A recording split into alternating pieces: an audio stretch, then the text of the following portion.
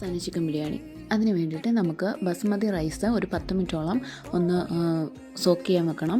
അതിനുശേഷം നമുക്ക് rice cook ചെയ്യാൻ വേണ്ടിയിട്ട് ഒരു പാത്രത്തിൽ പട്ട, ഗ്രാമ്പു അങ്ങനത്തെ ഐറ്റംസും പിന്നെ നമ്മുടെ ഗീ, സാൾട്ട് ഇതെല്ലാം കൂടി ഇട്ടിട്ട് ആവശ്യത്തിന് വെള്ളവും കൂടി ഒഴിച്ച്, അതായത് 1 ഗ്ലാസ് അരി എടുക്കുകയാണെങ്കിൽ 1.5 ഗ്ലാസ് വെള്ളം എടുത്തിട്ട് നമുക്ക് അരിയും കൂടി ഇട്ട് കുക്ക് ചെയ്തെടുക്കണം. അതിനുശേഷം നമുക്ക് മസാല ഉണ്ടാക്കാം.